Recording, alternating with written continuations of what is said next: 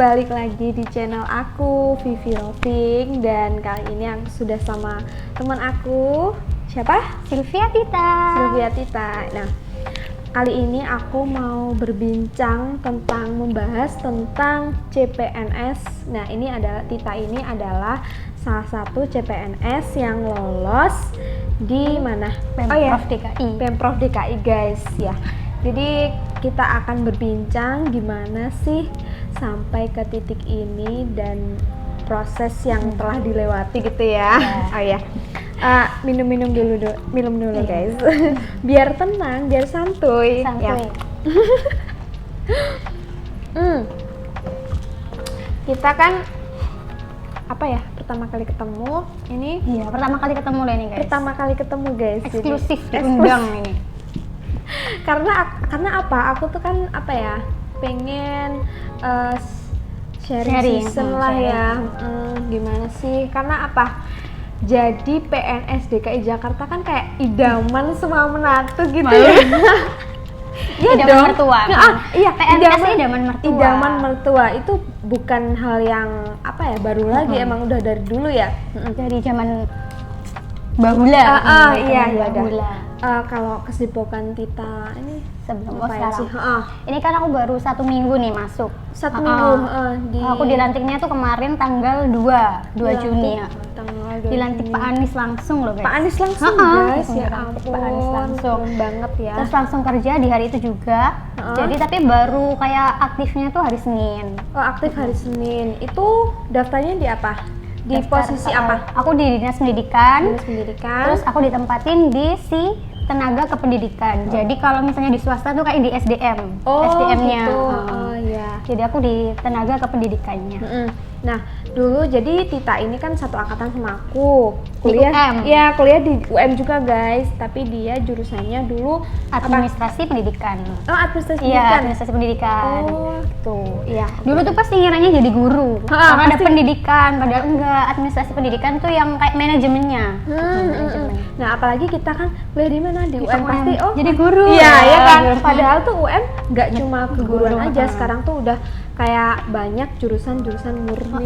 Ya Karena kan? mungkin dulunya kan IKIP kan, Iya, UM tuh dulu jadi tuh- kayak identik kalau UM guru. Iya, apalagi kayak UM dikira UMM pasti Iya, kayak gitu sih. Itu di kantor tuh kalau tanya Iya kan? UM mana? Oh UMM. Iya gitu. kan, pasti Universitas Negeri Malang, UNM. UM itu kayak ya ampun PR banget jelasin Iya, UM itu kayak merdeka, gimana. padahal kan ya gimana ya gitulah ya.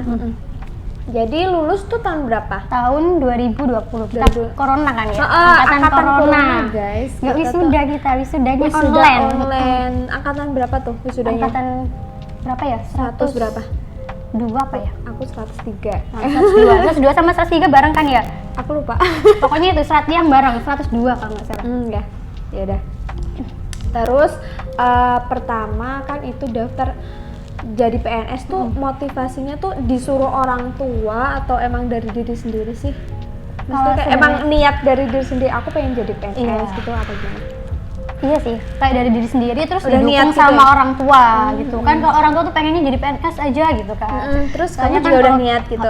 Tapi nggak dari dulu sih, baru-baru aja. Soalnya kan waktu corona kayak sulit banget nyari kerjaan yang Iya. stabil gitu kan. Ada yang udah dapet kerjaan terus tiba-tiba di PHK. Kalau di Nah. PNS kan kayak Ya udah, kita udah aman dari gitu sampai. kan. Jadi kayak wah mantep nih PNS gitu. jadi udah Tapi dulu-dulunya sih nggak kepikiran. Waktu kuliah tuh kayak nggak ada kepikiran jadi PNS gitu. Iya, pokoknya jalanin aja gitu ya. Terus tipsnya itu kan prosesnya emang udah niat aku pengen di apa DKI Jakarta gitu, apa penempatan itu loh, posisinya tuh milihnya tuh kamu gimana? Oh gitu. Dulu tuh kan ada kan pilihan tuh Pemda apa ke kementerian. Nah, terus aku nggak pengen banget di kementerian, soalnya takutnya nanti dilempar ke IKN. Oh gitu. Nggak mau aku, jadi aku maunya di Pemda aja. Nah terus kan Kalau Pemda tuh nggak pasti enggak, langsung kalau ya? Pemda kan pasti di tempatnya kan pemerintah daerah. Iya. Terus waktu udah ada pengumuman, terus lihat-lihat deh di mana aja yang ada di jurusanku gitu. Banyak sebenarnya, kayak di daerah tuh ada di Blitar, ada di Blitar, terus di Trenggalek, kan itu dekat kan, masih satu provinsi. Iya. Terus ada lagi itu yang ini di provinsi DKI, terus ada di Jawa Barat. Terus dari aku lihat di hasil skor-skornya terdahulu, Oh, jadi survei-survei dulu ya? survei, jadi nggak harus Karena- kayak langsung di sini aja gitu. Oh, Dari jadi panjang banget tuh ada sama temanku Kita aku harus survei dulu, cerita-cerita guys. gimana. Jadi kayak ini peminatnya tuh banyak apa enggak? Kita Banyak harus banget penting juga ya. Iya, Pemprov DKI itu termasuk 10 terbanyak pendaftarnya. Nah, gimana sih kan sekarang udah lolos di posisi ini? Alhamdulillah. Tips ya, tips belajarnya, source-nya tuh dari mana aja, terus rentang waktunya tuh berapa bulan sih kita persiapan ya kan, mulai dari tes SKD itu. Dulu itu tahun 2019 tuh kan ada kayak gembar-gemboran mau dibuka CPNS nih gitu. Langsung ya. Nah itu curi 2019 curi start. November gitu aku ingat guys, banget tuh November, tapi kayak masih mau belajar gitu. Cuma gitu, belum sampai yang kayak beli buku, belajar, cuman kayak ada niatan mau belajar gitu. Terus baru Desember itu beli buku. Beli buku pengen tahu apa gimana sih alur-alurnya, terus apa aja sih yang dipelajari. Nah, habis beli buku tuh masih belum kayak dipelajari, cuman udah punya nih kayak wah bakalan lulus nih kalau udah punya buku gitu. Iya. Terus baru kayak aktifnya belajar itu di Januari 2020.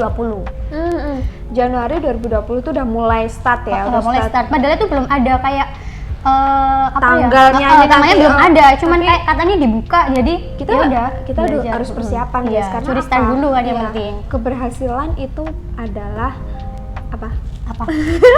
Gini, kalau dulu tuh ada quote gini. Keberhasilan itu kolaborasi antara kesiapan dan kesempatan. Jadi kalau pun ada kesempatan, kalau nggak ada kesempatan tapi kita nggak siap, ya gimana kita berhasil gitu kan. Terus ada lagi kita siap tapi nggak ada kesempatan, gimana kita bisa berhasil gitu kan. Jadi kolaborasi dua-duanya gitu.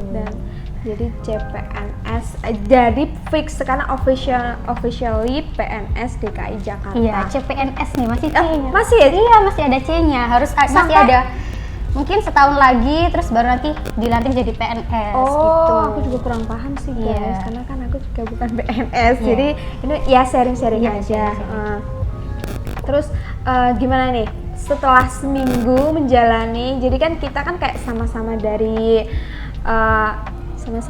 ini ya, dari Jawa Timur gitu ya. Sekarang kan kita berkarir kerja merantau di kota orang nih, di Jakarta. Dan selama seminggu ini gimana sih adaptasinya? Jadi aku tuh 2 minggu sebelum aku masuk kerja udah di sini. Kayak ya cari kosan, terus kayak adaptasi juga kan di lingkungannya. 1 minggu awal tuh kayak kesepian, ya ampun, kayak gak punya temen di sini. Terus lama-lama kan udah masuk kantor, terus ketemu orang baru yang lain, ketemu jadi kayak orang-orang yang di perkuliahan tuh ternyata aku tuh nggak sendirian loh di sini. Ada banyak orang dari luar Jakarta ke sini. Jadi kenapa kayak merasa kesepian sendiri gitu. Iya, itu.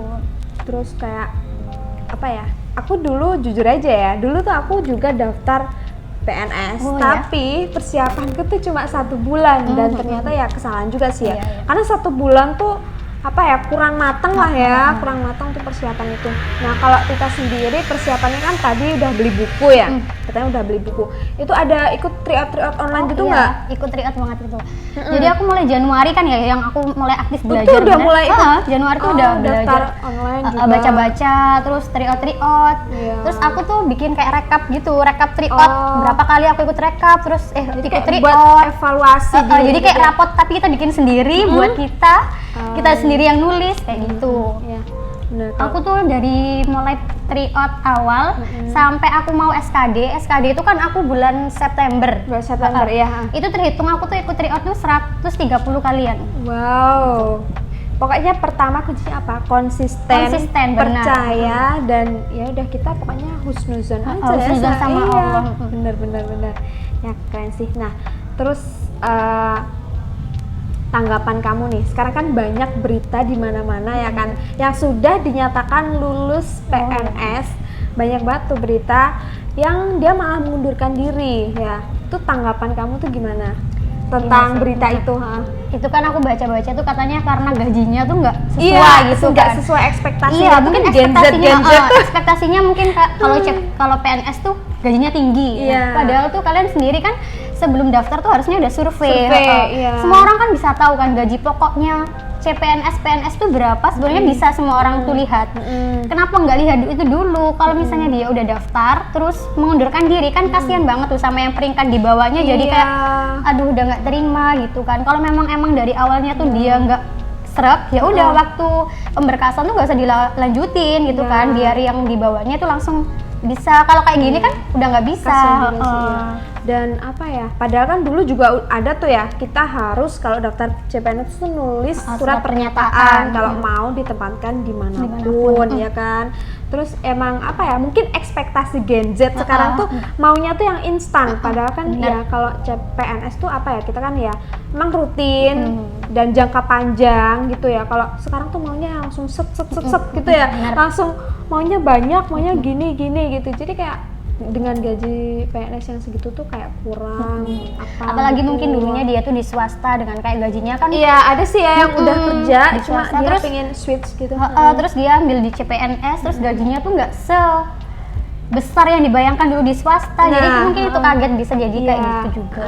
Ada juga sih yang katanya tuh kayak dulu aku tuh di swasta tuh kayak gini ya, apa ya, di kerjanya tuh di target gini kayak malah dia tuh kayak kurang terchallenge gitu katanya, kayak boring gitu. Tapi sebenarnya tuh kan kembali ke diri sendiri ya kan, nggak harus kita tuh kembangin diri di pekerjaan, kan bisa di luar. Terus di organisasi di yang lain, ikut pelatihan itu kan juga bisa. Ya udah, makasih ya Tita atas sharingnya. Terus pesan-pesan kamu buat Gen Z, buat teman-teman di sana yang katanya kan mau ada dibuka lagi nggak sih? Iya, 2023. Ya kan? Nah, persiapannya, pesan-pesannya buat teman-teman biar apa ya, lolos kayak Tita nih. Oke. Buat kalian nih yang mau daftar di CPNS 2023 bisa curi start dari sekarang loh ya. Udah banyak juga di Instagram itu sharing tryout yang gratis. Dulu aku juga sering tryoutnya gratis loh. Tryoutnya gratis. Ya ada sih yang pernah kayak ambil paket bayar, tapi lebih seringnya yang gratis. Dan yang gratis tuh belum tentu nggak berkualitas, itu soalnya juga bagus-bagus. Jadi yang penting kita konsisten. Jadi mulai sekarang bisa dipersiapkan dari kayak administrasinya itu bisa dipersiapkan dari sekarang.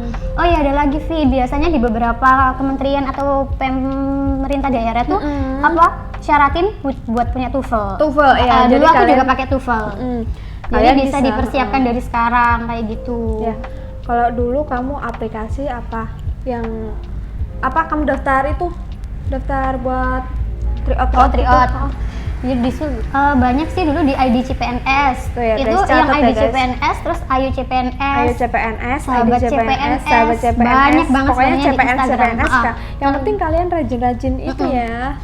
Nanti kalau misalnya kalian udah nge-follow satu nih ID CPNS, nanti bakalan ada rekomendasi yang lain kayak gitu. Oh ya, satu lagi tips, kan kayak kata kamu menentukan aku pilih posisi ini di lokasi ini, itu kan nggak asal gitu ya. Kayak aku jujur aku tuh kesalahan guys, karena kurang survei juga.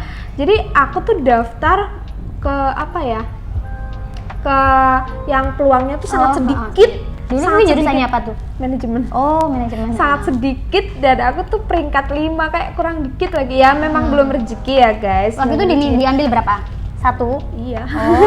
Jadi 1. Harus lanjut ke berikutnya kan harus peringkat 3 ya? Iya, maka dari itu kan kurang dikit lagi guys ya. Kalau kamu diambil berapa tuh? 1. Ya.